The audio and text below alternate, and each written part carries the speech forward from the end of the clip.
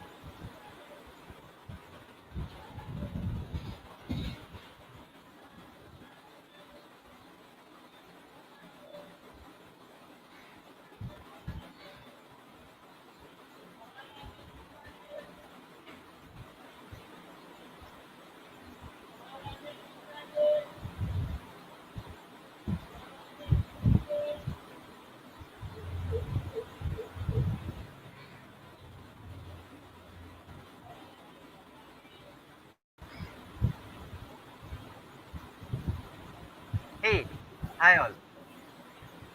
So we are live. Good morning, or good afternoon, or good evening, depending from where you are joining. So let's begin this session. We'll start with a introductory welcome video by Dr. Andrew NG, and then we'll move on to our event where we'll begin by Sayak Paul, who is a Google developer expert in machine learning, and then we'll have Anubhav Singh, who is the current developer student club NSCC or Netaji Subhash Engineering College lead, and then we'll have a small session by me as well. I'm your host Rishiraj Acharya, a deeplearning.ai ambassador. So, without further ado, let's begin this event with the introductory welcome by Dr. Andrew NG.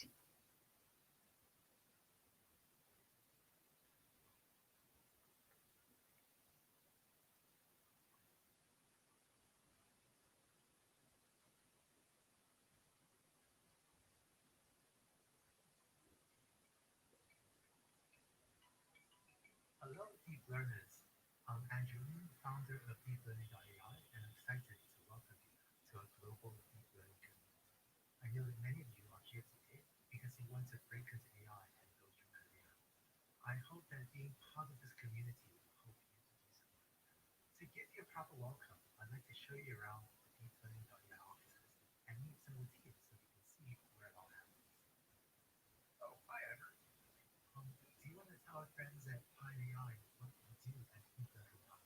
Sure. Hi, I make articles and other media that help people learn about AI and help them understand the huge impact that AI is having. Today, I'm putting together the next issue of Batch, our weekly newsletter, and I'm looking for the biggest stories of the week to keep our readers informed. What's been the most surprising thing you've run into working on the Batch? How much it's organized? There's never a limit. You know, you might think from the outside that machine learning engineers really understand everything about AI, but nobody understands everything about AI because this field is just coming to life right before my eyes as I put this thing together. All right, I know you're really busy, so I should get back to you. Thanks. See you later. Let's go meet Jan, who helped me create the deep learning specialization. He's working on an exciting new project. Jan, so do you want to tell the people at Pine AI what you're working on? Yes, sure. I'm leading a project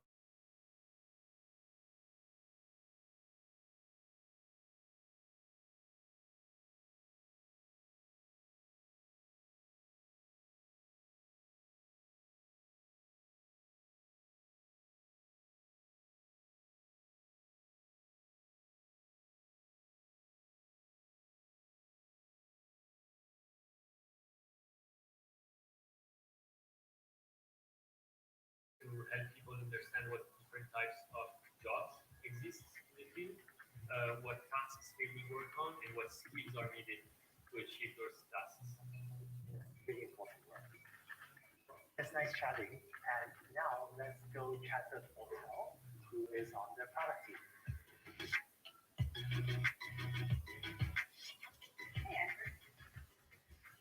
Do you want to say hi to our friends at Pine AI and let them know what you're working on?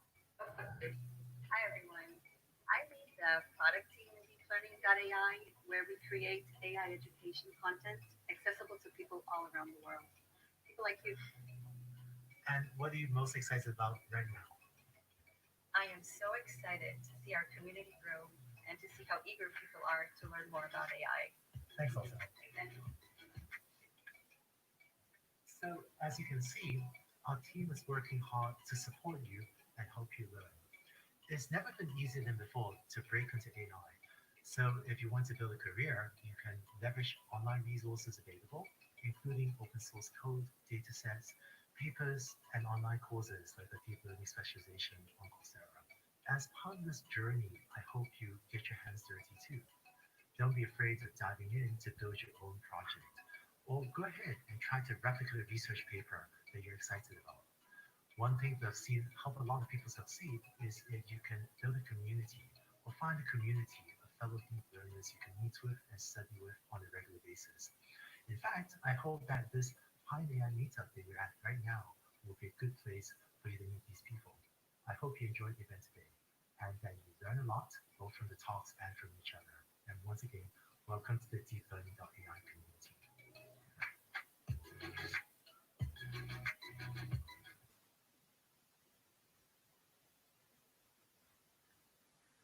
So yeah, welcome to the deeplearning.ai community. With this introductory video, we officially begin our event. Uh, am I not audible? Sarthak says no sound. You are audible. Go ahead. Okay, fine. So with this, we move on to our first speaker, Sayak Paul. As I said, he is a GD in ML and he is also an Intel software innovator. He is currently working as a uh, deep learning engineer in Pi image search. And today he will be speaking on becoming one with data. So data is really important if we want to begin our journey in the application of machine learning and understanding how to work with data, um, how to detect anomalies in there is really important. So let's hand over to Sayak Paul and hear from him. Hi, folks. Thanks for the introduction, Rishiraj. Sorry, I will be turning off my video real quick because I'm currently on a limited internet bandwidth. So apologies for that. So what I'm going to be doing is quickly sharing my screen with you guys. I do have a presentation to share, which I do not make, which I hope not to make boring. So stay with me and hopefully we'll get there. Quickly share my screen. Can folks see my screen? Yes, no would be good. Rishiraj, you might want to add my screen to the stream. Yeah, I hope my screen is visible, and I guess it's visible. Yes. So yeah, without any further ado, as they say, let's get started. Yeah, I'll shamelessly reintroduce myself. I'm Sayak. I work as a deep learning associate at PyMed Search. I work at the intersection of computer vision and deep learning. And of the work, I like to write technical articles and speak at developer meetups and conferences like this one. So I'm going to be talking about the better half of any machine learning model, that's data. Any machine learning model without data is kind of you must have got a number of comparisons to compare that.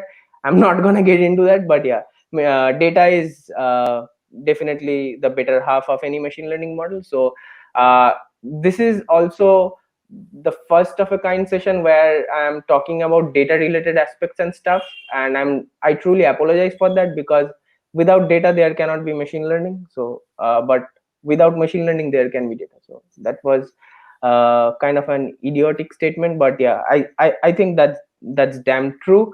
So yeah, we'll be talking about various aspects of data today, but in the interest of time, I might not be able to cover everything, but I'll be sure to link you to the right set of resources so that you can take it from there if you are interested.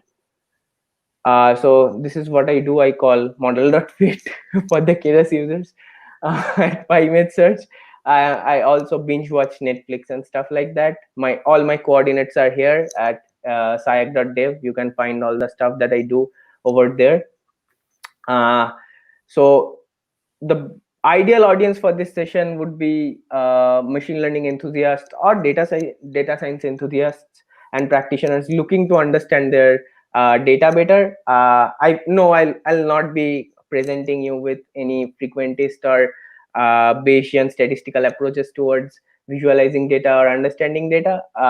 This session is uh, more of my experience with tackling with different kind of data challenges and stuff like that. So, but feel free to suggest any statistical stuff that you would like to see in here.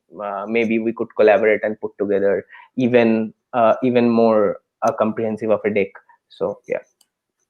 So this is going to be the rough agenda of this session. I'll will first be discussing why you should become one with the data. That is, what the need of getting familiarized with your data. Then we'll be discussing some of the data transformation techniques and the kind of issues that come with them. The kind of importance that exploratory data analysis bring to the table, and also we'll be also talking about some human baselines and the importance of incorporating human baselines into the pipeline. So yeah, and feel free to ask questions via YouTube live comments, and I'll be checking them at frequent intervals. But in the interest of time, if I'm unable to do so, just feel free to ask the questions. Maybe we could take them offline, or yeah. So just feel free to ask questions. And essentially, first things first, this talk is basically a reflection uh, of a comprehensive blog post that Andre Karpathy published last year, where he actually included a section on becoming one with the data. I shamelessly stole the name from it. Also, my friend Sairam put together this very nice article on incorporating some of the advices shared by Andre Karpathy in his article. And also I have actually written an entire article going by this name, becoming one with the data. So this talk is essentially a reflection of all these three things. And the fundamental premise behind putting together this session is this particular statement by Andre Karpathy. So the first step, he says, the first step to training a neural net is to not touch any neural network code at all, and instead begin by thoroughly inspecting your data. Now this is very important. As a machine learning engineer, you might be wondering, uh, I do not give any F about the way data is engineered or data is sampled. I just need to be able to tweak the training loops to be able to aid my custom data set and get my first model up and running and let the Twitter world know about that. But yeah, this is coming from someone who is currently the director of everything AI at Tesla. So you might want to put your attention to this one. So as a machine learning engineer, when you are said that you should instead begin by thoroughly inspecting your data, often that includes actually manually going through your data set, no matter how big or how moderate your data set is, right? One of, I'm not saying this is the only way to do it, but yeah, definitely one of the way of thoroughly inspecting your data is to just manually go through each of the folders that your data set might be having and having a manual look at it, like spending time with your data just like that, right? So this is the fundamental premise behind putting all of this together. And for the next couple of minutes, I'll be discussing about the fundamental co-premise of putting together this talk. So okay, let's say you are working for a client and your customer has given you the access to their data, and now they have some sort of a business problem that needs a machine learning enabled solution. But before you actually proceed to developing all the machine learning powered solution, all the machine learning honed intelligence and stuff, you might want to ask, what's the business value of this project? uh, does the business value align well to the machine learning principles, or can the problem be solved using heuristics based approaches and stuff like that? So in order to discover or approach questions like this, you might want to ask more targeted questions to your customer data or the data at your hand. Let's say, let's make it a bit more general. So you might want to ask targeted questions. So in order to ask those targeted questions, you have to become familiar with the data at your hand, right? So the very motivation behind becoming familiar with your data stems from this particular thought: what's the business value of this project, right? And the business value actually lies in the kind of data that you would be working with later. So yeah, clearly we need to ask more targeted questions to be able to formulate a problem statement that might be machine learning friendly. Now the this is essentially not put in any particular order, but this is how I like to go about it. So the first kind of thing that I ask is, what's the significance of the different features that your data set might have with respect to the given problem statement? So if I were to give any example, let's say you are predicting someone's credit card approval status, and in your data set you are seeing that there's a column or a feature denoting someone's race. Now if anyone could tell me that why race would be needed in order to predict someone's credit card approval status, I would be forever grateful to them. So I hope you got the point here. And the second thing is class imbalance, but to make it a bit more consistent and generalized, I like to call it underrepresentation or overrepresentation. And here's one example. Let's say you are dealing with a binary classification problem where the data points associated with the yes class, the positive class, probably is 97%, and the rest of the data points belong to, that's only 3% of the entire data points belong to the no category. So if the original distribution of the sample space of your data set is kind of skewed like this, your model will be skewed naturally, right? Because your model is only the reflection of the kind of data on which it's being fitted.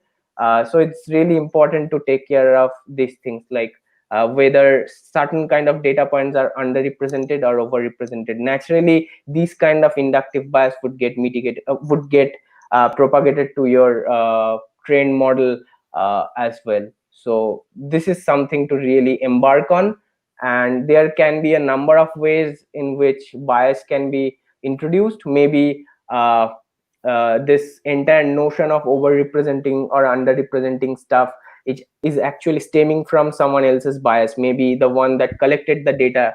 These kind of problems can, stem from their own biases as well. So it's important to mitigate them as you proceed in your machine learning product development, and take note of these things accordingly. And someone else would want to mute if they haven't already, because I'm hearing some other noises from mics and stuff. And the second thing that I ask is whether there is any data duplicacy in the data set. Because if I am being, let's consider a human learning example. Let's say I am learning how to do partial how to solve the partial differential equations, and let's say I'm learning this for the past 7 days, and for all the past 7 days what I'm doing is I'm taking same example and solving it. Taking same example and solving it.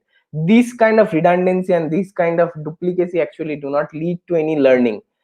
In that way, the learning model would end up, memorizing that particular duplicate stuff. It will not have a very good understanding of the world around the kind of problem that you are trying to solve, right?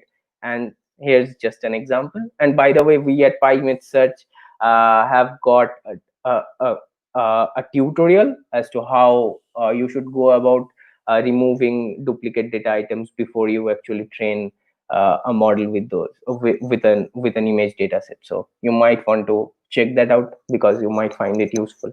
So here's an example. So in this particular data set, I have taken a subset of images from the main data set, and here you can see there are duplicate images which will lead to nothing actually. So yeah. So data leakage can actually destroy $1 million data product industry, right? And data leakages are really hard to understand at times, but it's important to be aware of the kind of leakage that might get introduced at several phases of your of the life cycle of your data set. So just to give an example, consider this sample tabular data set, and here let's say we are predicting if someone has got pneumonia or not. And based on the samples that I'm showing you, it looks like there's a very strong relationship between the got underscores pneumonia feature, and also that's the label that we are trying to predict, and the other feature is took underscores antibiotic underscores medicine. It looks like if someone did not take the antibiotic medicine, they might not have pneumonia. Well, this is not true, right? So as I mentioned, there's a very strong relationship between these two features.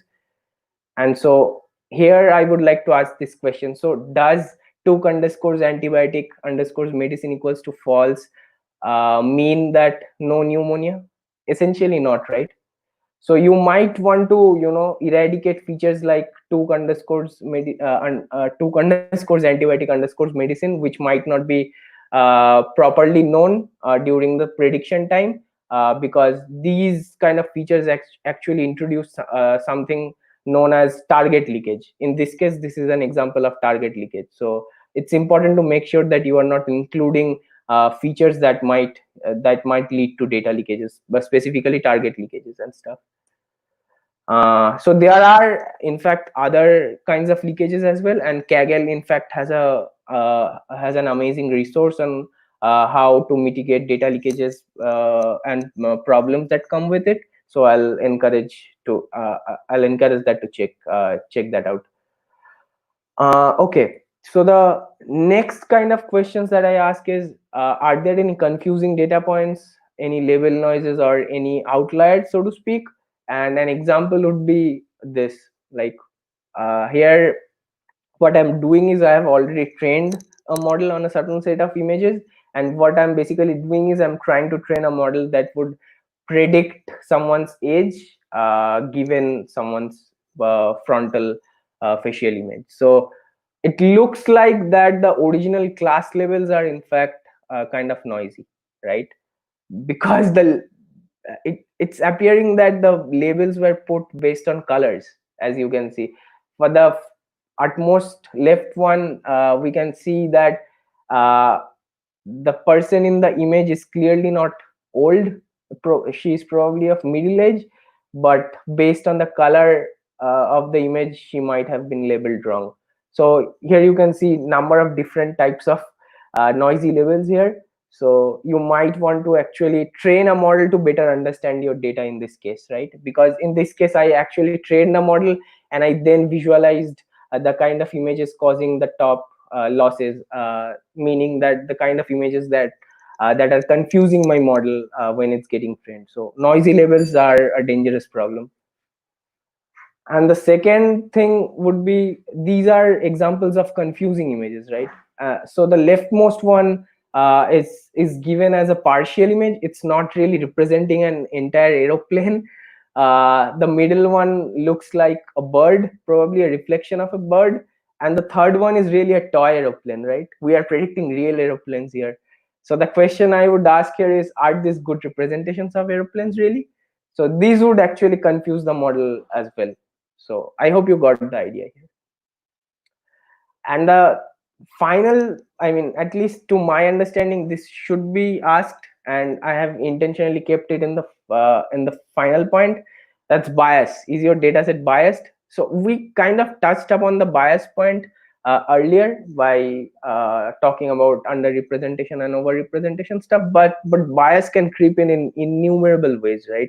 The way the data set would actually get sampled, that indeed can introduce a bias, because someone that's collecting the data, he or she, or the particular organization can be biased towards something, and that particular incentric bias will get anyway be introduced in your data set. So it's important to discover the kinds of bias that your data at your hand might have, and it's important to be aware of the fact that my data set is biased. And when you publish your models, it's important to take note of that as well, in case you are not able to mitigate the issue of data bias in these cases. So as I mentioned, this can creep in innumerable ways, and in ways you cannot even imagine. So it's important to take note of that. And so the long story cut short here is, data investigation should be done in various phases, not just after your initial data acquisition phase. If you take a look at the crisp DM pipeline, generally data understanding or data visualization comes uh, uh, during the first stage of that entire crisp DM pipeline. But my suggestion would be to do the data investigation in almost all the phases. Like, here's your initial data investigation phase, then after you are transforming your data, you should be investigating it. Then after you are done training your model, then also you should visualize the kind of way your model is interpreting the given data set. So long story cut short here is, data investigation should be incorporated in probably all of the phases in a standard crisp DM pipeline. So get that right. Now we'll be talking about some of the nuances of data transformation, and the kind of stuff and the kind of issues really data transformation might introduce in the overall pipeline. And let's see, the first and foremost, it's very naive, but it's the most dangerous one, I believe.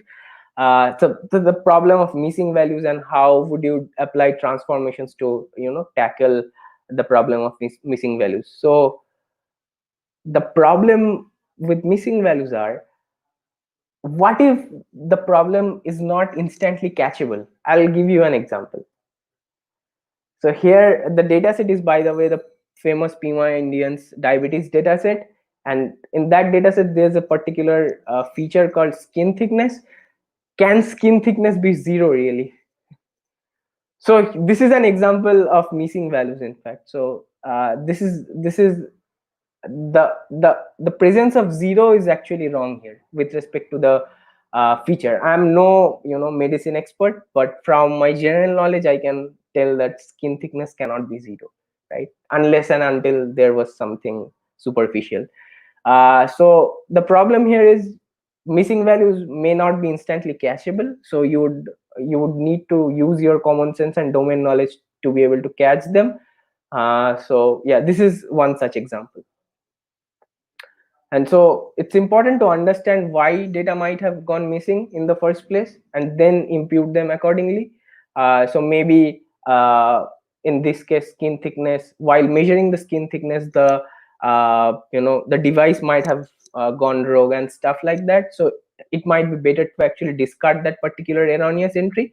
But there can be cases where just imputing the mean statistics of that particular data feature might do wonders. So that's why it's important to understand the reason as to why your data might have gone missing, and then take the imputation decision accordingly.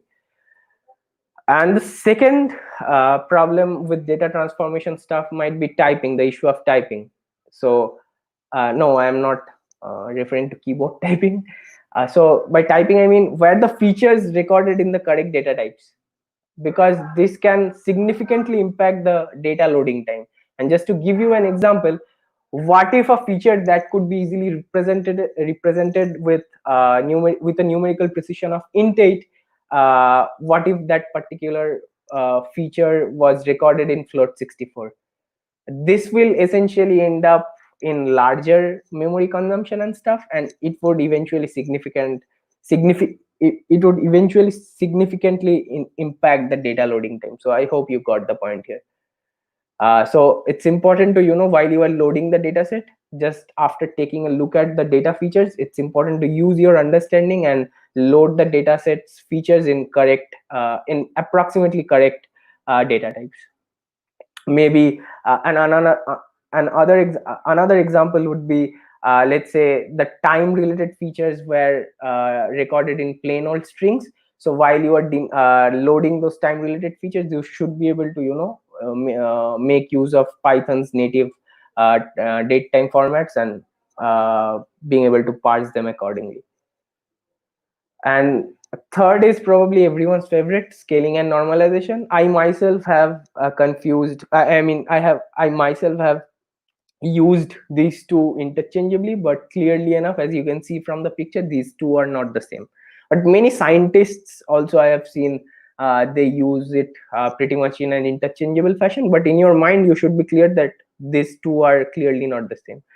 In one case, in the case of scaling, we typically change the range of the values of a particular feature, and in normalization we change the distribution to normal distribution. So clearly these two are not the same.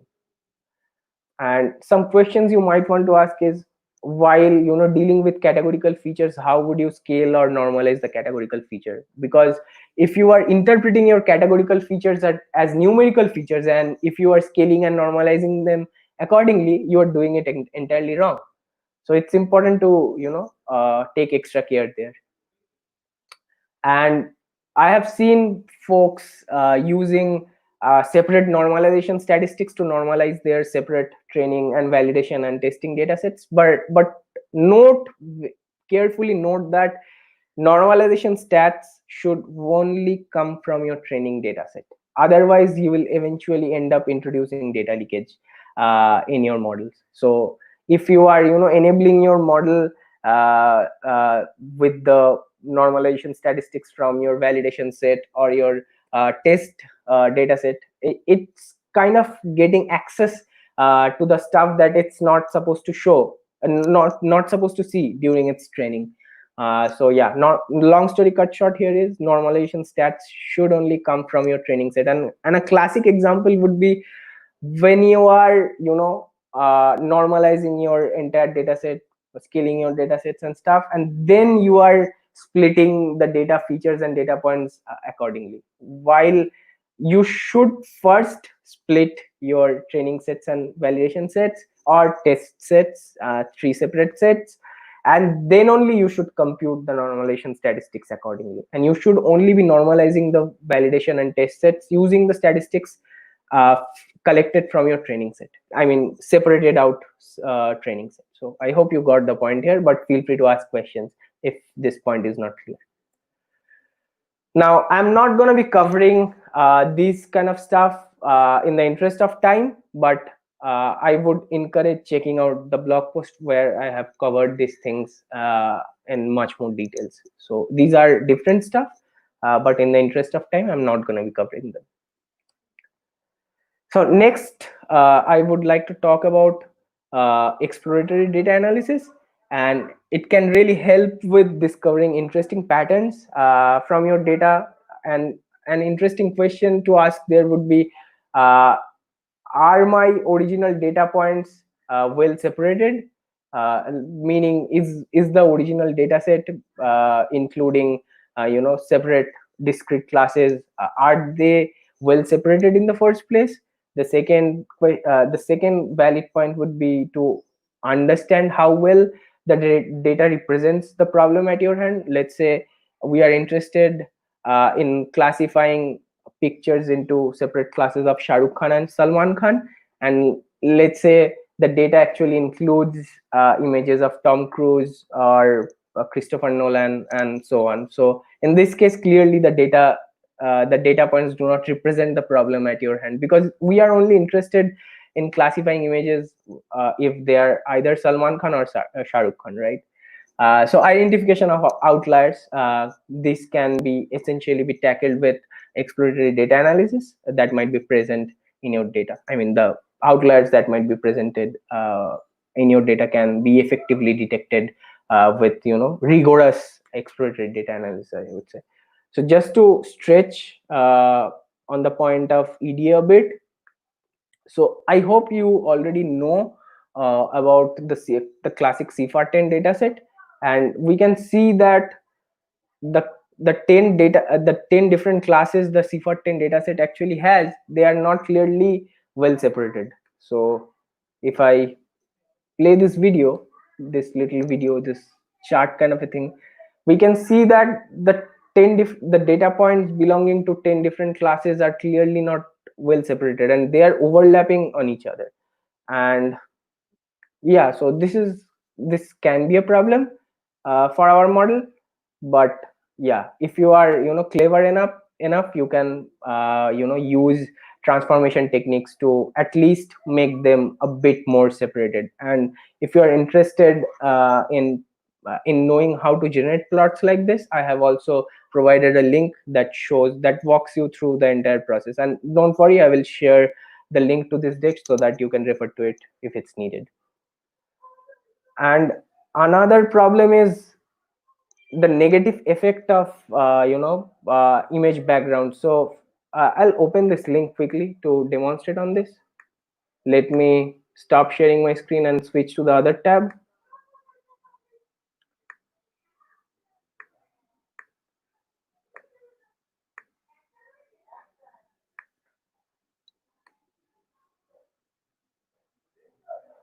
So I'll let it load for a while.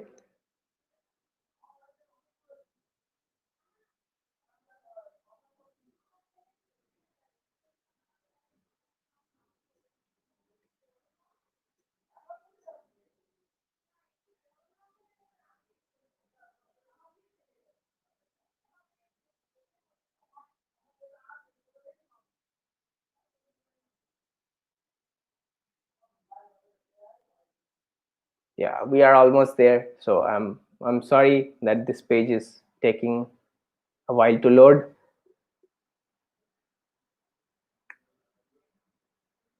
Probably I'll just stop it and I'll switch to my presentation, because I'm not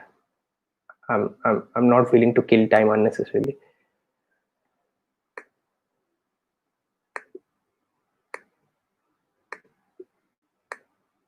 Yeah, so the point that I was discussing here in this slide was there can be negative effects of image backgrounds. And just to stretch this point a bit, horses, you can see in the middle, if you zoom it enough, you would see that horses in the middle, uh, but they are also mixed with cars and trucks, but they should be clearly separated, right? And also same goes for cars, birds and dogs. So it turns out that the classes, or the algorithm that's responsible for making clusters like this, it's picking up uh, on the backgrounds of the image to cluster them, whereas they should be picking up on the core and discriminative image spatial features to cluster them. But in this case, that's not supposed to be that's not seeming to be the case, because the clustering algorithm is picking up on the color of the backgrounds to make all of these clusters. So here are some observations: horses in the middle, but they are also mixed with the cars and the trucks because their backgrounds are kind of similar to each other. So this is something to also take note of. So while modeling these kind of data sets, you would need to take extra care, and you should be aware of this fact that my model can pick up on the wrong signal of the color of image background in order to classify a certain image. So it's important to be sure than sorry, right? And thanks to my friend Sairam for this amazing discoveries, and for more, I'll encourage all of you to check out his report. So I'm almost done. So here's I'll not take more than 7 or 8 minutes. I hope that's fine. And here's a few good stuff to consider: human baselines. So how would you classify? How would you classify a set of images? I'm not asking to train an image classification model. By this question, I mean, if given a certain subset of a very large image data set, how would you develop the classification algorithm? How would you mentally develop it? And the next question to ask would be, would it be consistent with that of a model? I mean, how a model would classify a certain image from your data set, would it be consistent with your own way of classifying things? So it's important to draw that parallel. And also focus on the data collection. And this is going to be funny. Let's say handling, you might want to be able to handle edge cases like, so this is coming from Tesla, this is not coming from random people. So Tesla were training some models to detect lanes and stuff for enabling their self-driving cars, and this is coming from their training data set. And what if this same self-driving car is met with an environment like this? So yeah, the kind of lanes, these are quite smooth and these are simple, but what if the lanes were this? And this is absolutely possible, right? And what if, and now think of the lanes that we see here in India. So yeah, I hope you got the point here. So it's important to focus on the long tail of the distribution, the kind of sample. By long tail, I mean the kind of samples that would be the edge cases of the problem that you are dealing with. So it's important to have enough of those edge cases in your training data set in the long run. So incorporate active learning if possible. So active learning is the art of selecting data points that are very hard for your trained model to infer on. Let's say your model is giving 50-50 classification, 50-50 probability for a classification task, so you might want to actually incorporate a human in the loop to label that particular test data point for you, and then you would want to retrain your model incorporating all those confusing test data points, and in that way you will be able to get pretty good results. So it's also known as human in the loop machine learning. So yeah, you might want to incorporate active learning if your model is frequently meeting with confusing data points when it's serving predictions. So yeah. So as I mentioned, Dake is available here. Rishiraj, you might want to ping this link in the YouTube comment. So the link is bit.ly/1 hyphen data. And yeah, so I'll let you capture this, probably 20-30 seconds. I'll wait.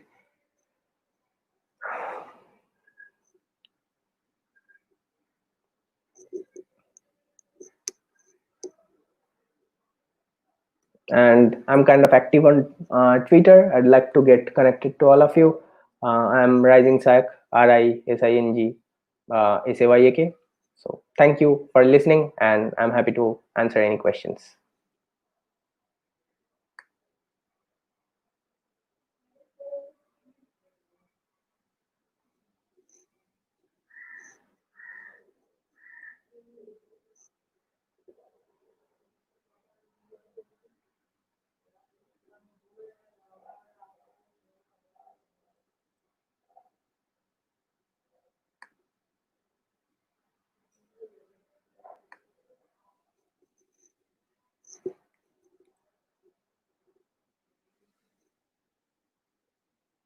Can you suggest some ways to check for bias?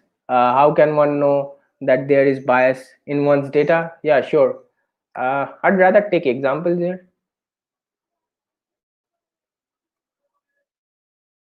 Consider the problem of underrepresentation and overrepresentation.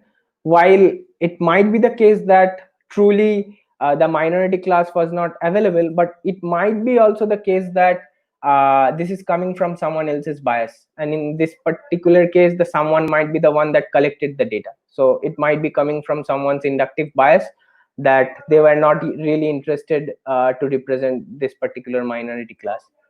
So it's really hard to see. Let's say another example would be, let's say when you would search with this key term called healthy skin, if you find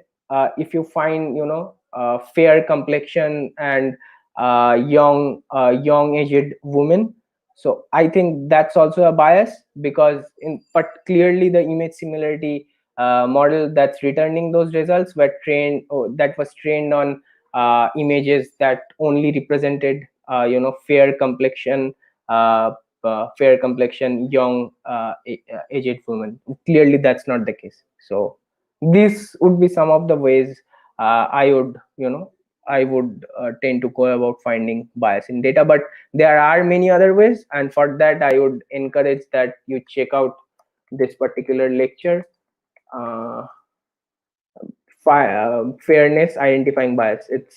It's in the machine learning crash course by Google developers. It discusses a number of good stuff to mitigate the problem of bias.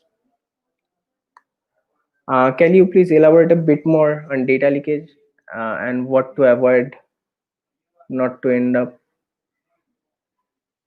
having it? Yeah, sure.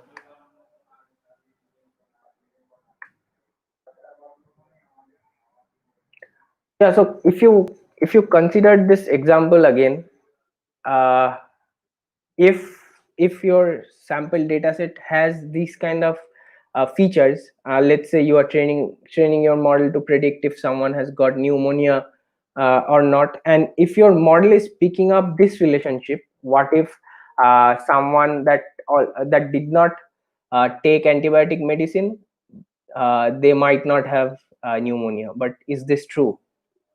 Try to put your focus a bit and ask the question.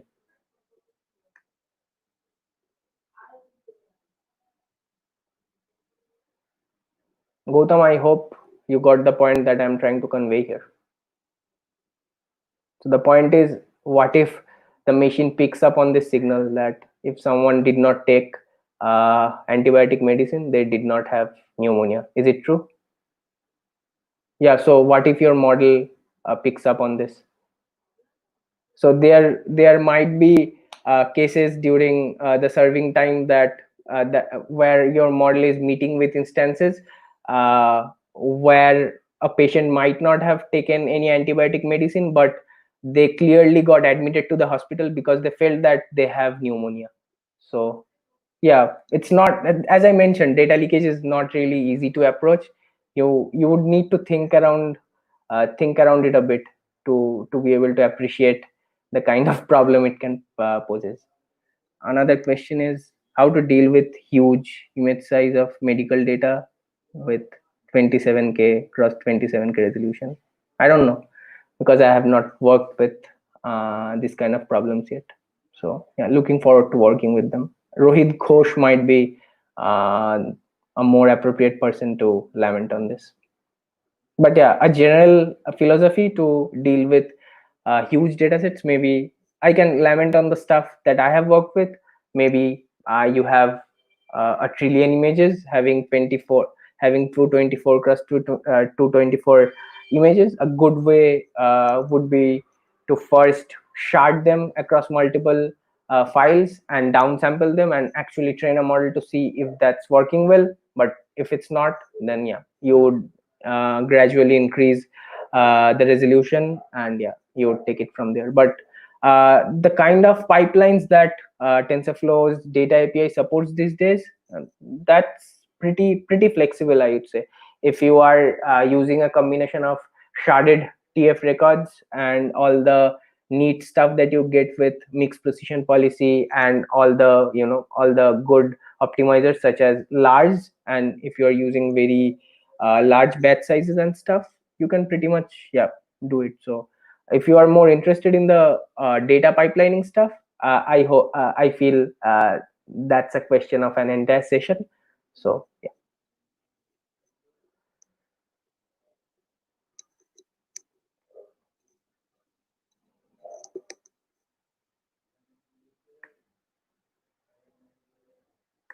Any other questions?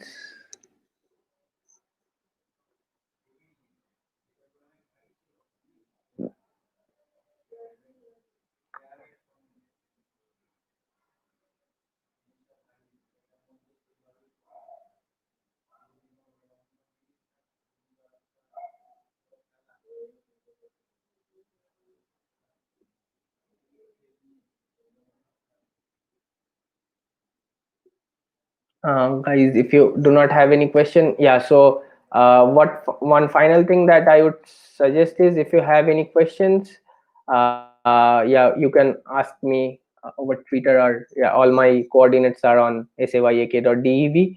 So feel free to go ahead, just ask questions, and in the interest of time, I'll just stop sharing my screen and I'll let Rishiraj take it away from here. So that was really a nice session by Sayak Paul. By the end of this session, I am sure you must have understood the importance of data and paying attention to the data indeed, for finding relationships between several things, and also analyzing the data to get a deeper insight.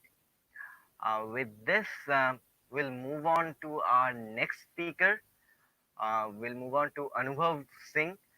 Anubhav Singh is the current Developer Student Club Netaji Subhash Engineering College lead.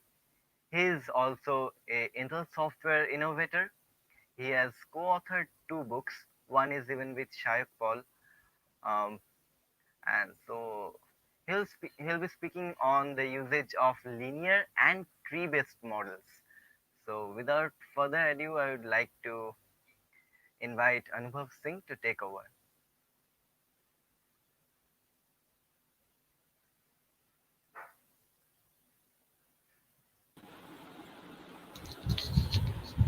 Hello everyone, can you hear me? I think I'm audible. Cool. So, hi on a Sunday afternoon, and I know it is probably pretty boring right now, but I hope you won't be bored by my presentation because it has memes, it has original memes. Yes. So, uh, yeah, that was a great session from Sayak, and I'm sure you guys learned a lot. So, let me start with a bit more machine learning type of topic, right? Because um, I'm sure every one of you, whoever has tried machine learning at all, has gone through linear models at least, right? So people who have used linear models, give me yes or no in the comments, and I'll then start with the show.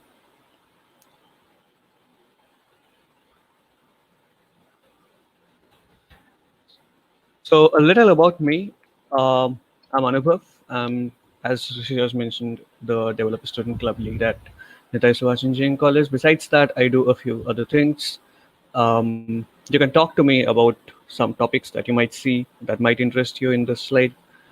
And coming to why I am going to talk about this topic in particular, right? Why am I going to talk about linear and tree-based models for medical AI? The theme is medical AI. So the reason why I do that is because in medical AI actually empowers us to detect or come up with how a certain treatment might go for diseases which are tough to predict on, right? For which diseases which are in very early stage, which we may not know that they exist, but a person is showing very slight symptoms. So medical AI is pretty important, and there are a few companies, which startups, in fact, from India, which have done a lot of work in medical AI. And I'm sure you might have heard of Cure.ai. That's probably a very popular one. It raised like 20, 22 millions last year in funding. And Niramai, you might have heard, Niramai, who has done work upon breast cancer detection. And Kalapa is working on detecting problems with the eyes. So all three of them are Indian, and they are doing amazing work. So you might want to go out and check for them. Just Google these terms. And now we come to, is medical AI tough, right? How many of you think that yes, medical AI must be something which is very tough, very um, you know hard thing to do? It might require a lot of knowledge. You need to know rocket science for doing medical AI. How many of you think that?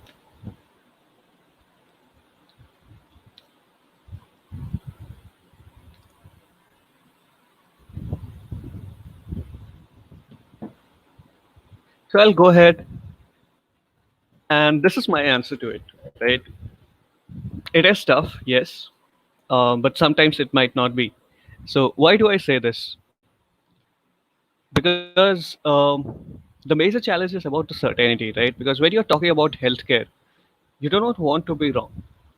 Imagine if your doctor told you that, hey, you have this particular disease, you have 3 months to live, but I'm only 75% sure.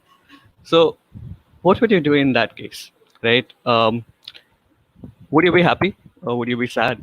So we don't know when there's uncertainty in healthcare or anything related to medicines or people's lives, then you want a lot of certainty in it, right? And that is probably the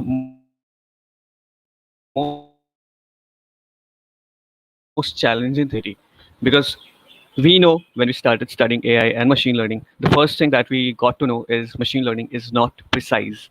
Machine learning is not 100% correct all the time, right?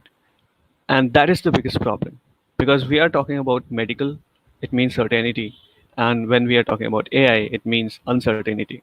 And probably this is the biggest problem. It's not about tough models. The thing is, you need to have a lot of precision. And now I'm going to talk about something which tells that you should be thinking about simple solutions to problems, right? You should not always be thinking about the rocket science kind of solutions, right? Because when you're talking about medical AI, you want certainty, and when you want certainty, you want complete control over the model, whatever model you are building. And the best way to have complete control over your model is to start simple, right? The more simple you start, the easier it will be for you to debug whatever issues you come through, or you might even discover new problems which you did not even know about when you were just looking at the data, right? So this is what you need to do. You need to rewind. You need to come back from the huge rocket science kind of models that you're thinking about. You need to come down to simpler models which you studied as basic machine learning, right? And if you look at the most popular algorithms in medical AI today, this data is actually from April 2019. Then if you look at the top 10, then these are the basic models, right? Um, if you see, they comprise about more than half of the most popular algorithms in medical AI. They are pretty basic. They are not rocket science. You see a big blob of orange out here of neural networks, and at times you might have other models, but the most common ones, right? SVM, logistic regression, linear regression, random forest, discriminant analysis. So all these models are pretty simple. We learned them in basic machine learning or introduction to machine learning. We learned these models in those places, and they are still there at the very top, right? This tells you that medical AI does embrace basic models very strongly. So let's come to linear models, right? What are linear models? So anything which can take a form of a single line in a graph, um, and formulate it by this: y is equal to mx plus c, or mx plus b, where b is the bias, as we call it in machine learning. So this will give you a linear model. And if you want to know what these variables are, you might already know it. It's pretty simple. You might feel he's just going over the basics, but yeah, that's what I'm going to do. So x is the input value, m is the rate of change or the slope of the graph, and b is the initial value of the dependent variable, or in other words, the value of y when x is 0, right? Whenever there is no input, at even at that point of time, you might have some sort of output, and that is provided by the value of b. So anyone can tell me what is y here? Can anyone tell me what is y? Quickly, it's pretty simple. The output. Yes. So why is the output variable? Right now, if you want to map this into um, a real world problem, right? A real world data set, then X will be the training data which you have. Whatever number of features that you might have, they will all go into X. And this formula will actually, in general, expand to incorporate multiple features where it will become like m1x1 plus m2x2, sort of like that. And m is the slope or the rate of change for a particular variable, right? It won't be common for all the variables. It will change for all the different variables which are coming in on x.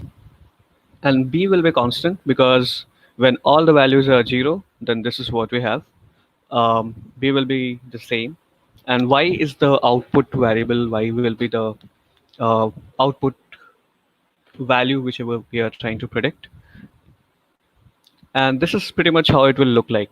So if you have a linear model, if you have a graph of a linear model, then all you have to do is to draw these intercepts, this t-shaped intercept which I have drawn. And you also need to draw the intercept towards the y-axis for the linear model, and you will be able to get all the different values. But how do you decide that you need a linear model? It's very simple, right? The first thing that you want to do is to you need to define your problem in the simplest terms. What this means is, when you have a problem at hand, when you look at a problem, say for example, you go to a new city, you start living there, and in the first week, you spend a certain amount of money, say 1,000, right? Then you want to come up with a budget, your monthly budget, that yes, this is the amount of money that I'm going to spend in 1 month, and this is what I need to ask my parents for. So based on how you spent in that 1 week, you can probably draw a line. You can probably draw a prediction that this is how I'm going to spend over the entire month. And if you want to define this problem in the simplest terms, then the definition would be something like, if I have spent 1,000 in 1 week, how much am I going to spend in 4 weeks or 5 weeks? Right? So this is how you define the problem in the simplest terms. And then you can draw a graph, right? In the first week, at the starting of the first week, you had a 0 spending. So obviously your B is 0 here.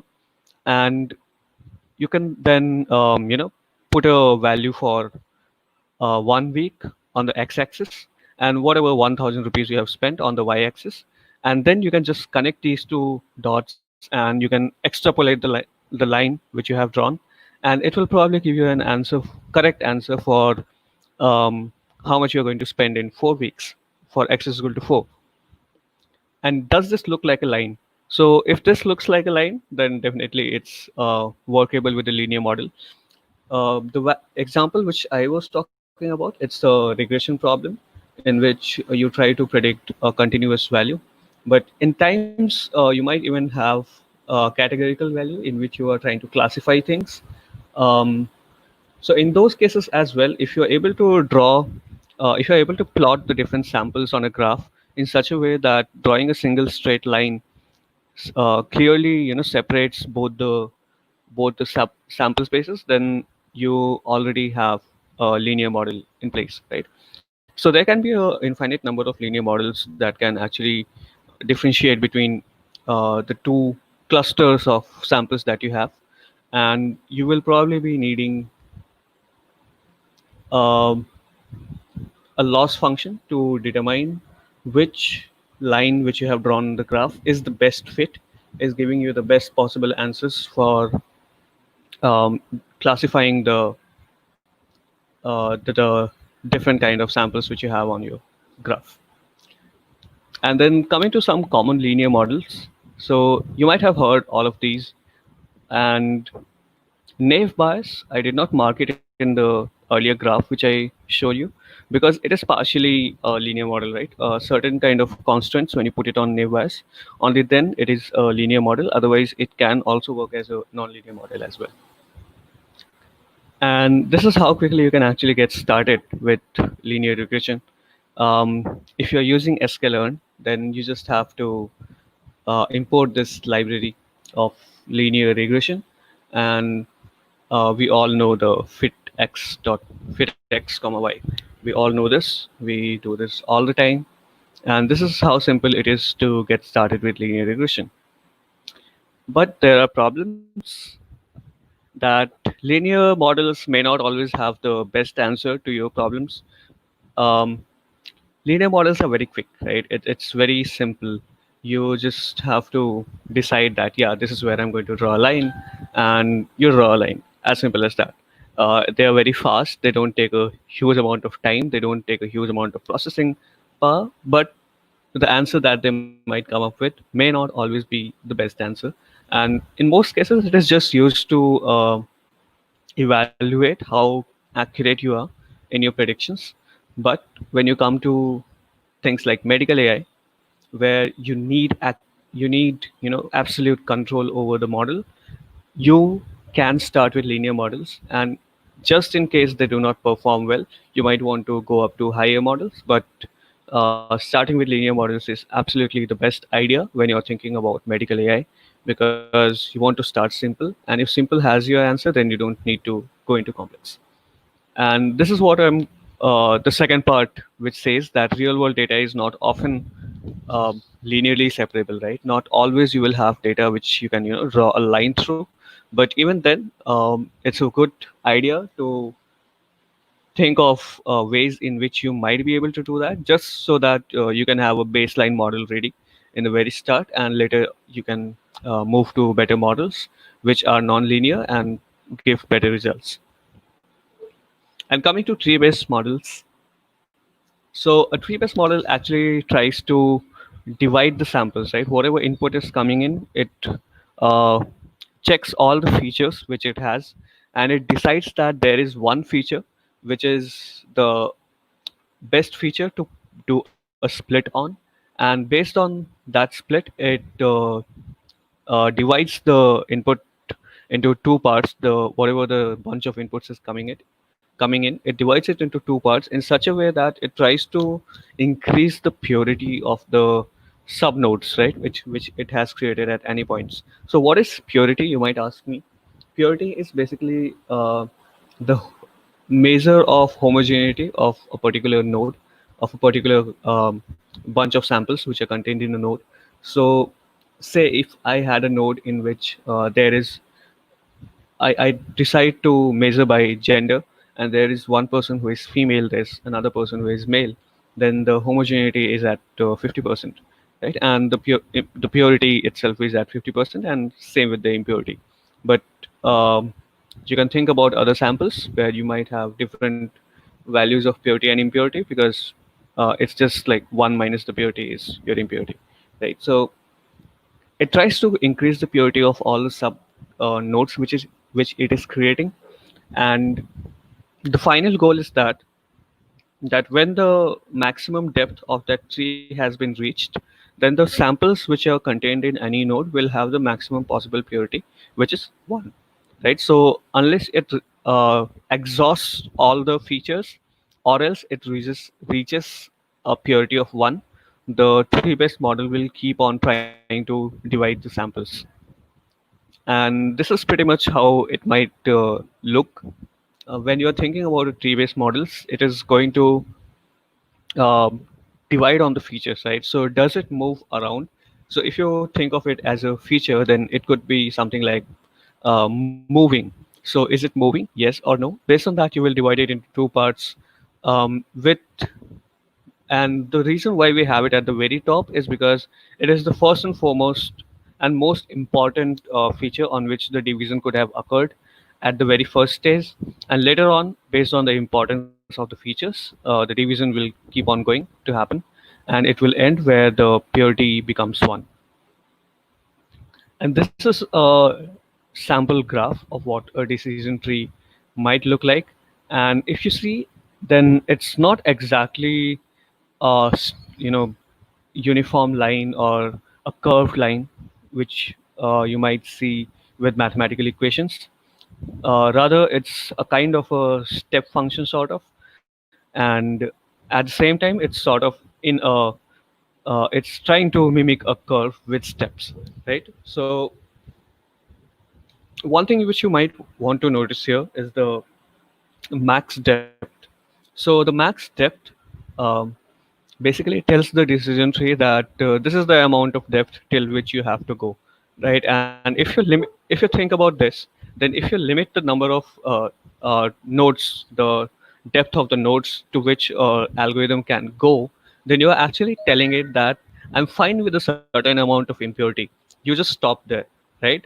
So if there are 100 features in a tree, and it's actually taking it to 100 decisions to reach the maximum purity, but you don't want to spend so much amount of power and time, then you might tell your algorithm that it's okay, you just stop at 25. So when it stops at 25, it won't have the leaf nodes won't have the purity of 1. Rather, they would have a good amount of impurity in each of them. And if you allow it to go up to 50, it will have a lesser amount of impurity, but even then it won't be the most pure one. There might be some leaves which have a purity of 1, but not all of them, because some of them require to go up to 100. So max depth is basically cutting off the algorithm at an intermediate position and asking it that don't perform the entire steps. And based on that, you can have a sort of generalization of the classes or generalization of the outputs that are going to be predicted. If you look at the blue line here, then this blue line is probably more generalized than the green line. Because if you look at the green line, it is actually going to cover the very out of the curve samples. So the green line is probably overfitted, while the blue line is making a better generalization. So that is when you might want to, use the max depth cutting, and you just cut the algorithm at a certain point to maintain the generalization of the algorithm. And these are some very famous ones: decision trees and random forests. I'm sure you all have heard of them. And if you remember, then you would have heard of two classes of these, right? Decision tree regressor and decision tree classifier. So basically, tree-based models can perform both the functions. They can do regression as well as classification. But I'll talk about the regression part later. Classification is probably something which decision tree models do the best. And how do you determine you need a tree-based model? So the first two steps still remain the same. You always want to define your problem in simplest terms.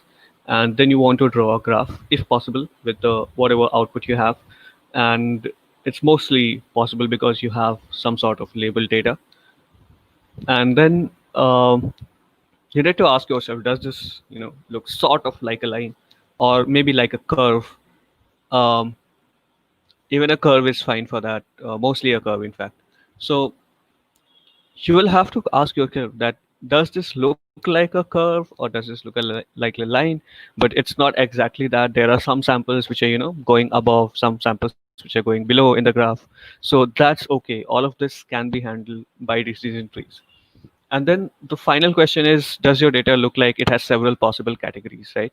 So if you think about your data, if you look at all the features, then are you able to come up with possibilities that yes, this might be a certain differentiator. For example, if your data is about uh, the population of a certain country or maybe a certain city, then there will be a very clear distinction between the people who are male and the people who are females, right? If you are talking about, say, how many of them are uh, say playing cricket, then maybe the gender might work as a very good classifying factor. Not that I'm supporting it, but I'm just telling that this is probably the state that we are living in. This should not be, but yeah, it is there. Let's not go into that. And this is how simple it is to get started with decision trees, right?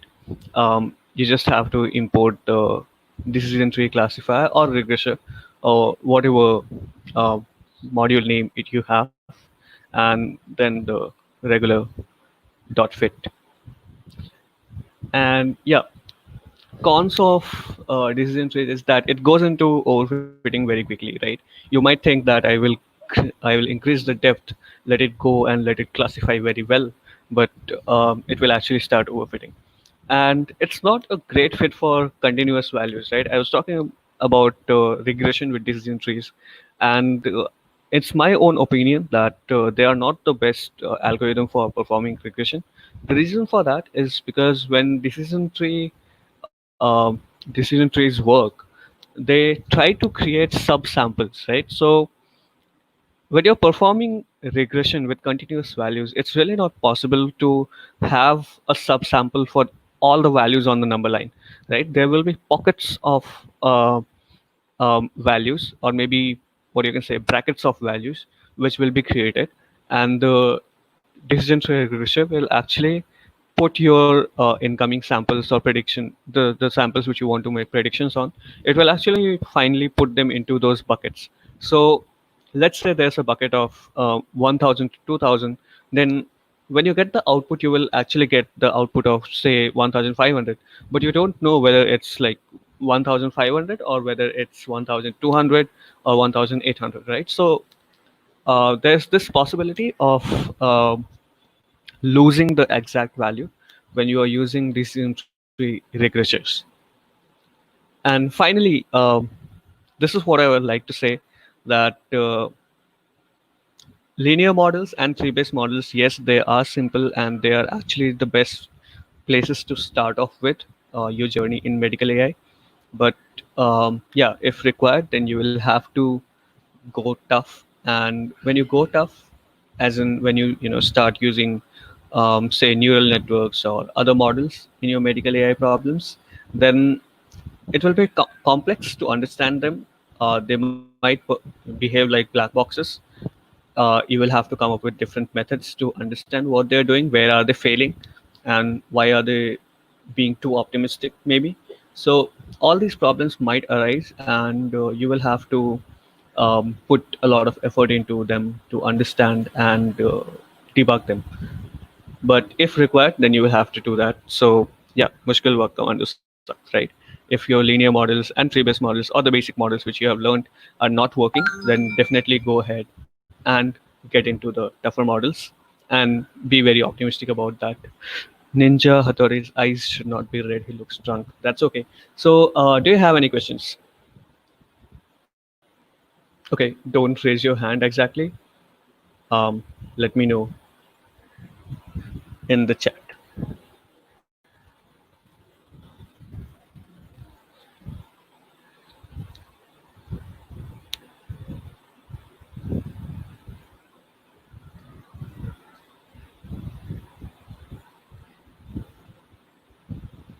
Yes, this is the right time to fire up your questions.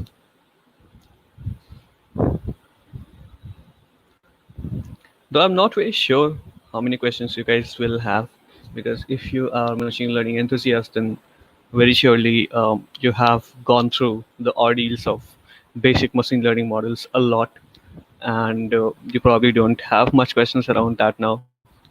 But even then, if you do have, then do let me know.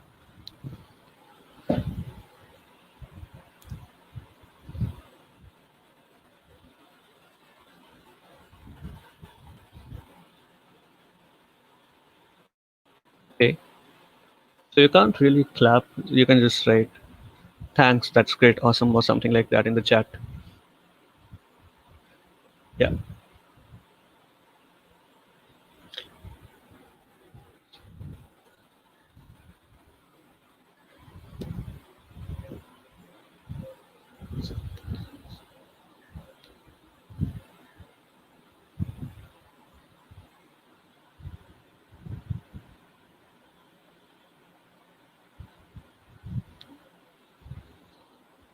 Cool. So meanwhile, uh, while you're waiting for the questions, or maybe for me to end, I'll just quickly share the slides with Rishiraj, and Rishiraj, you can probably put it um, maybe in the YouTube description later on. Yeah.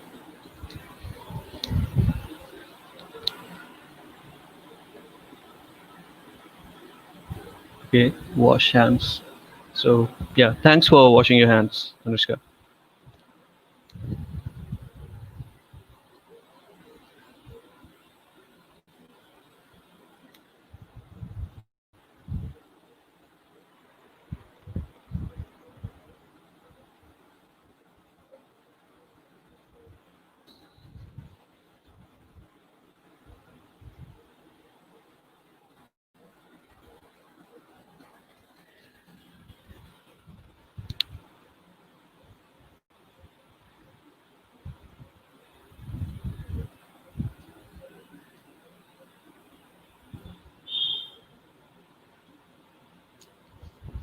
Okay, so thanks a lot, guys. If you do have any questions, then do reach me out on any of these contacts. I'm readily available anywhere at all.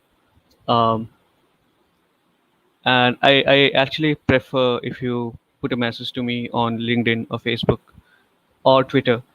Um Emails work fine as well. So that's all. Thank you. Thanks for being a great audience. And yes, start simple, but if required, go tough, right? Thanks a lot.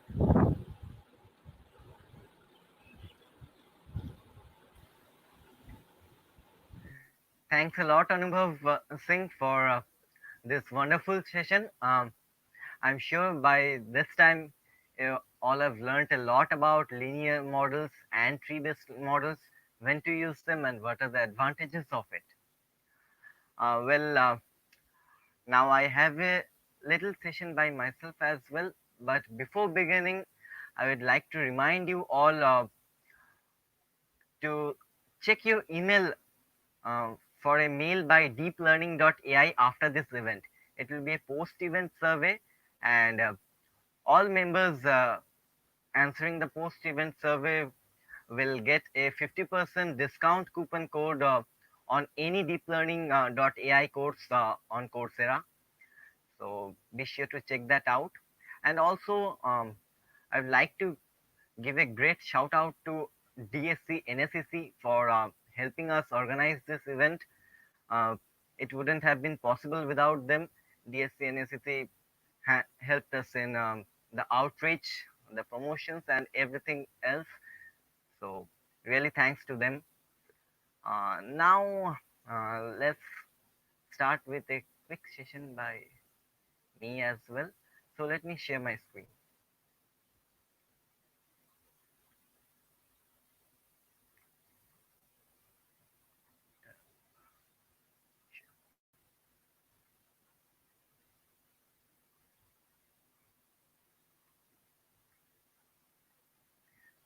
Okay, but before that, Shayukda wants to introduce me. Okay.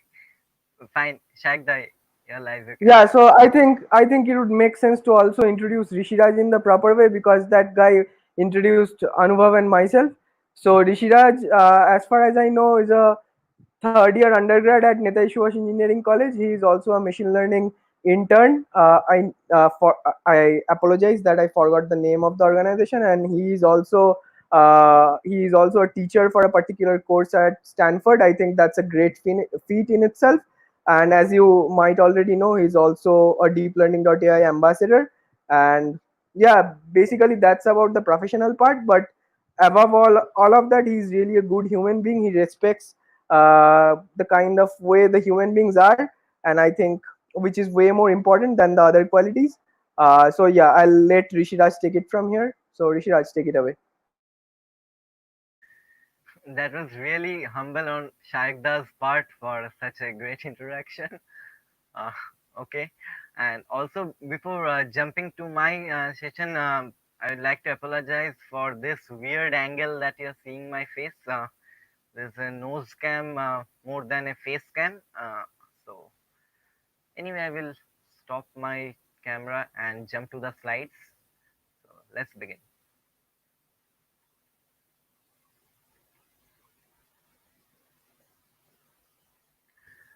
So by now you have learned about the importance of data in machine learning and also the different kinds of models, right? The linear models, the tree-based models. Now you want to apply that machine learning and artificial intelligence to real world problems. um, what could you work on? uh, an important area of application for machine learning is medicine and healthcare, and it is, I believe, the future for development in the AI and ML sectors. So, just an overview. Life expectancy almost 100 years back in the 1920s were around 45 years. And then in the 1950s, it rose to 65 years. And by the late 2010s, it rose to 80 years. So we can see a constant trend over here, right? But what next? As we go further in time, can we push it further? Can we uh, eradicate other problems as well? So the recent progress in healthcare have been like eradicating epidemics that used to kill millions. You might know that smallpox and rinderpest are completely eradicated from the world. There's no single case remaining in the world, right? So what's next? Are we at the verge of something, or are we just beginning to explore? So, what if we could improve diagnosis? What if we could improve prognosis and treatment? What if we could develop solutions to predict diseases like COVID-19 instead of just reacting to it? We are in the middle of a global pandemic, right? And you know how the treatment and uh, finding cure techniques are going on around the world. We didn't prepare for something like the COVID 19. We are just reacting to the disease. We are testing out solutions to fight the coronavirus. But what if we could pre- prevent such disease? What if we could react instantly to the disease? Let's see how machine learning is helping in medicine and healthcare. So one of the most interesting application of AI in healthcare and medicine is, I would say, in diabetic retinopathy. You know the number of people in India having diabetes, right? The last time I went through the numbers, it were more than 70 million people, I guess. So 70 million people in India have diabetes. And diabetic retinopathy is really a common issue in most of them. Complications of diabetes include heart disease, kidney disease, and many more, as you might know already. But diabetic retinopathy is one of the leading causes of blindness worldwide. The best thing about this disease is that it's completely treatable. It can be very easily treated by using laser treatment or other such techniques. However, this is also the challenge here. It can be treated with early diagnosis. However, early diagnosis is the challenge, as I said. So, in United States, you might know, uh, if you search the internet, you will find that there's 74 eye doctors for every million people, right? But in India, there are only 11 eye doctors for every million people. Just let this number sink in. There are 11 eye doctors for every million people in India. So, yes, there are ways to treat the patient by early screening, but not enough patients undergo screening, right? And it's not really possible as well. How can you expect rural people to reach doctors given that there are only 11 eye doctors for every million people?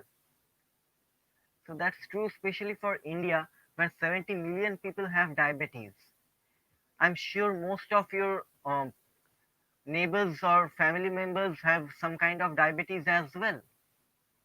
So, how do we approach this problem? Can we solve it using artificial intelligence? So, these two people took it upon themselves to find a solution. Uh, this is Dr. Lily Peng, product manager of Google, and Dr. Jessica Mega. She is the chief medical and scientific officer of Verily. Well, how many of you know Verily? Give a quick yes or no. Uh, Give a quick yes or no in the chat. You know Verily?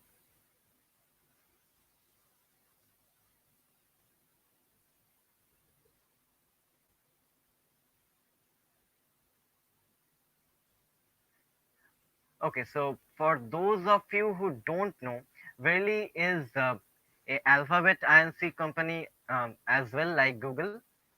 So Verily is the life science unit of Alphabet, right? So Dr. Lily Peng and Jessica Mega worked together on developing a solution called you can just read about more about this. I'm talking. This is a reference. The link. Uh, I will post this link in the chat after uh, my speech is over. Blog.verily. This link. So yeah. So developed a powerful new screening tool, right, for the retinopathy project together. Verily and Google, they took over 1 lakh eye scans and graded them by eye doctors who rated these diseases from healthy to diseased. These are then used to train a machine learning model to predict not just diabetic retinopathy but also diabetic macular edema. This is another very common disease in Indian diabetic patients.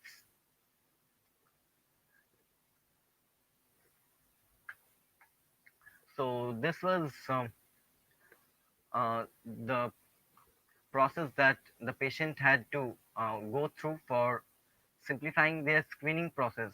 Again, this slide is taken from the Verily site. You can just go to the link and learn more about them. Uh, so the patient had to appear in front of the camera. The name of the camera was Funders. Is It was developed by a popular camera company. I don't remember the name as of now, but then again, it's in the Verily site. You can check that later. And so then the image were upload it to the screening algorithm via the management software, and automatically the machine learning um, algorithm returned if the patient was having diabetic retinopathy or DME. So this happened in less than 5 minutes of time, and hence increased the screening rate by a rapid margin, and thus helping millions access uh, this treatment, right? So this are the words by Dr. Jessica Mega. AI is now this next generation of tools that we can apply to clinically meaningful problems. So AI really starts to democratize healthcare. So other popular examples of application of AI are probably Project Euphonia. It was by Google AI. Tell me one thing, how many of you did hear about the bucket challenge? It was really trending in the internet, right? The ice bucket challenge. Give me a quick yes or no in the chat. Did you hear about the bucket challenge in Instagram, in Twitter? It was really trending a few years back.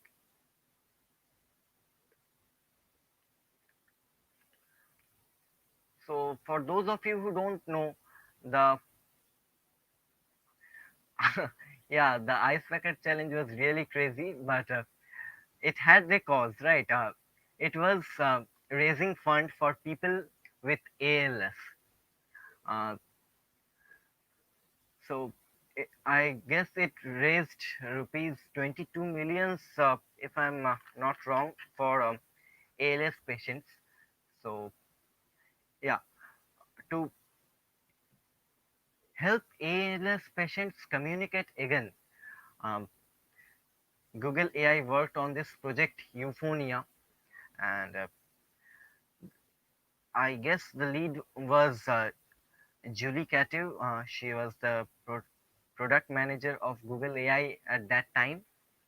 So they developed a solution where not only a speech recognition model could identify the voice of ALS patients and transcribe them, but also Google AI worked with DeepMind, another um, artificial intelligence company, to recreate um, the original voices of those ALS patients as well. So another example of application of AI was the Checks Next model by Stanford ML Group, and UNJ, and Pranav Rajpurkar was involved in that project. So in that project, they use deep learning for chest radiograph diagnosis for 14 diseases, right? Uh, they also worked on ChexNet. ChexNet. So the ChexNet model was using deep learning for uh, chest radiograph diagnosis of pneumonia, and that model is particularly useful in detection of COVID-19 as well. You might have heard recently in news as well. So another application is the HeadacheSnet from the same Stanford ML group, and UNJ and Pranav Rajpurkar were involved. So it was a deep learning assisted diagnosis for cerebral aneurysms. That was also a important application. So now you're interested in this, right? You've heard how to work with data, how to frame a model. You've learned the importance of using AI in medicine. You're interested in how will you approach this. So if you already have some knowledge of deep learning, you might want to go for the AI for medicine specialization course by deeplearning.ai on Coursera. Uh, it's a free course specialization, and the final and last course of this specialization, AI for treatment, is also available from yesterday. So is all ready now. You can just jump into the specialization. It will set you through multiple use cases spanning to the most important application of AI to medicine. So, what are some of the things you'll learn? You'll say. Um, so, these are the things to expect. So, given an image of chest X-ray, so basically unstructured data, image data, you can train a neural network to diagnose whether or not a patient has pneumonia. The model that I spoke about earlier. So you will get hands-on training of working with that model, how to process the data, how to frame the neural network. Everything you'll learn hands-on in that specialization. Also, you'll learn about um, suppose we have given structured data such as patient lab results, how to train a decision tree to estimate the risk of heart attack. This is really important in prognostic tasks as well, right? So apart from that, uh, if you are not into applying AI to medicine as of yet, you will also learn a lot of practical aspects of machine learning from this um, dealing with um, uh, medical data, like how to deal with imbalanced data sets, how to work with missing data, uh, to picking the right evaluation metrics as well. So that's it for this session. Uh, these are my handles if you want to reach me out. Also, I would like to mention the YouTube video named Heal Through AI uh, that has really an in-depth uh, version of the ALS problem that I spoke about earlier in this video. You can go through it to get some inspiration from there. Uh, you'll learn about Tim Shaw in that video. He was a former NFL player, and that's a great show. So you can learn about that also. I'll give a link in the description box later. And so, yes, this was all about the event, and that's it. Uh,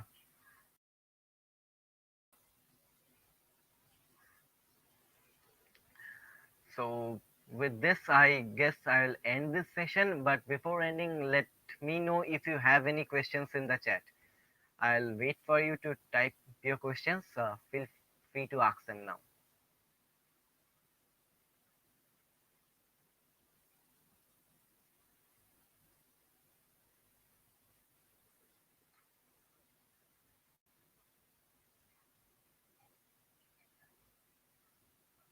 Anyone?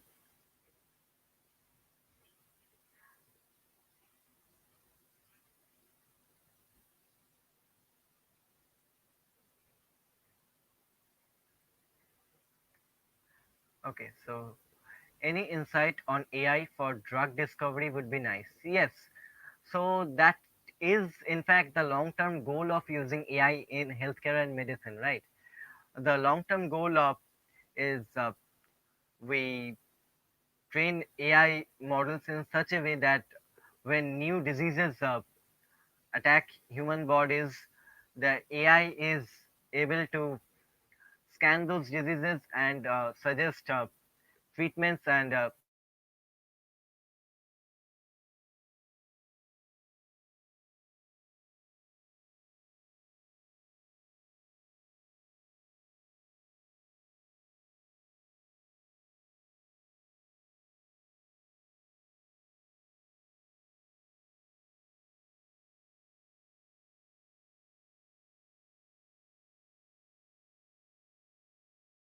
the long-term goal of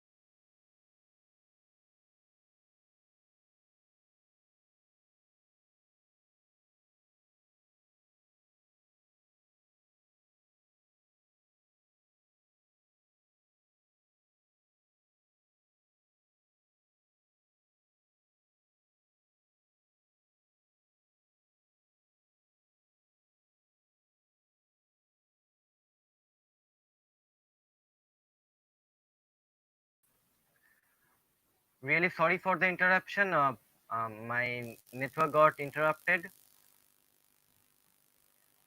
So yes, so that is the long-term goal of using AI in healthcare. We can scan those. Yeah, Anubhav, Singh, the session did freeze. I think it was my internet connection that was at problem. But yeah, I'm back. So yes, suppose for this COVID-19, uh, how nice it would have been if an AI model could scan the virus, the structure of the virus, and then help us prepare those antibodies. The way we are approaching the problem now is we are trying out drugs. If that's working, then fine. If it's not working, like in most cases now, we are trying to find another alternative. This is more of a trial and error approach. However, with artificial intelligence, we could uh, hit the uh, virus directly and find solution at a much faster rate, right?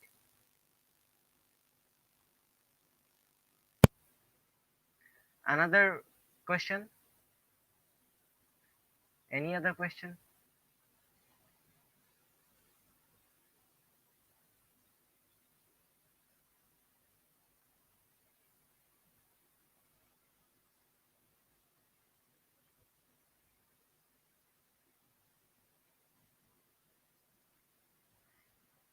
As people are um, typing their questions, let me again remind you to check your email for uh, the deeplearning.ai email for the feedback of this event. There you can get 50% discount in any deeplearning.ai courses on Coursera. So be sure of that.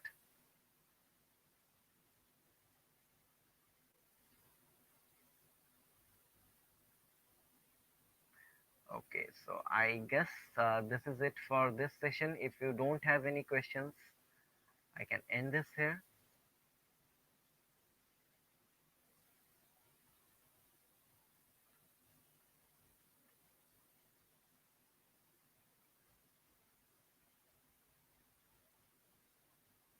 Okay, thanks for watching. Till the next time, have a nice day.